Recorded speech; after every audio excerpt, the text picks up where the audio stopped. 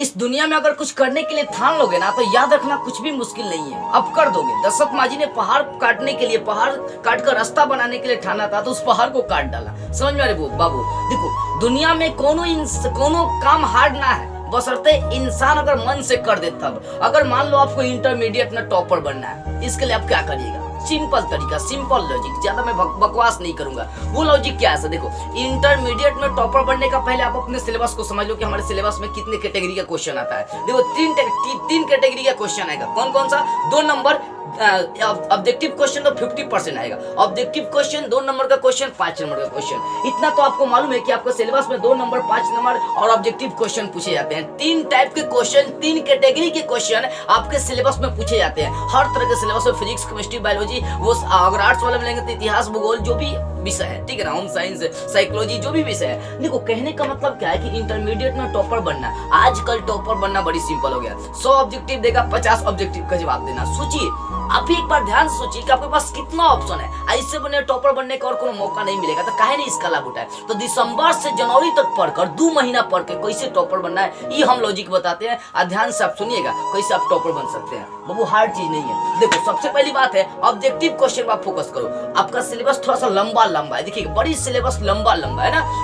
Physics का लेकर चलेंगे तो बड़ा मोटा है, और सही अगर इतिहास, भूगोल का लेकर चलेंगे तो वो मोटा है। पढ़ते पढ़ते बिहान हो जाएगा। देखो मैं बता रहा हूँ सिंपल तरीका, आप क्या करिए कि कम से कम 2 से 3 हजार, हर 2 से 3 हजार पूरा मतलब चैप्टर से मिलाकर ऑब्जेक्टिव क्वेश्चन क्लियर कर लीजिए। ऑब्जेक्टिव कम से कम 2 से 3 हजार याद होने चाहिए, वो भी शुरू से लेकर अंतिम तक के चैप्टर्स का। याद देखिएगा, ऐसा नहीं बोलो कि अपने चैप्टर्स का, आपके चैप्टर से जो इंपॉर्टेंट ऑब्जेक्टिव क्वेश्चन लगते हैं कि ये हमेशा एग्जाम में आता है, उसी को याद कर लीजिए। अगर आप सोचिए 2 से 3 हजार ऑब्जेक्टिव क्वेश्चन याद करिएगा तो क्या आपके एग्जाम में 50 को ऑब्जेक्टिव क्वेश्चन ना लड़ेगा? क्या आपका अनुमान इतना गलत हो सकता है? क्या आप इतना गलत है? आपके पास इतना एक्सपीरियंस नहीं है? बाबू आप गलत नहीं हो सकते हैं। आपका जितना टीचर दिमाग लगाता है ना, उतना आप दिमाग लगा देंगे ना, याद रखिएगा उनसे ज्यादा आपका तथ्य सत्य होगा, ये मेरी गारंटी है। समझ में आ रही बुआ? देखो कहने का मतलब क्या है कि 2-3 हजार आप ऑब्जेक्टिव क्वेश्चन याद कर लो, समझ लो।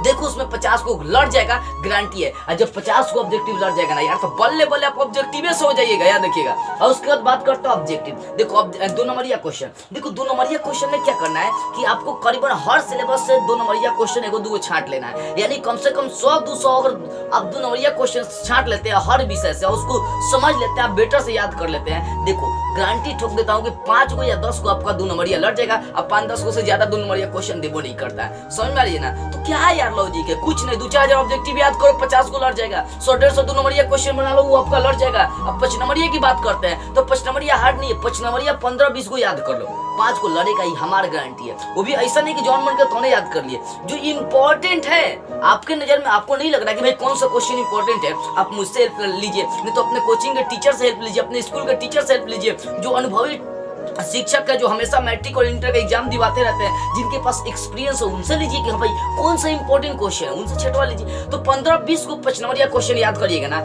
ये हम गारंटी लेकर चलेंगे कि आपका 5 को 5 नंबरिया क्वेश्चन हमेशा लड़ जाएगा। अब बोलेंगे कैसे? देखो बाबू मैं समझा रहा हूँ आपको। देखो पहली बात है कि आपको 10 को 5 नंबरिया क्वेश्चन देगा तो 5 को बनाने के लिए बोलेगा, 20 को देगा तो 10 को देगा, 10 को तो कभी बनाने के लिए देगा नहीं, क्योंकि एग्जाम में टाइम नहीं होता।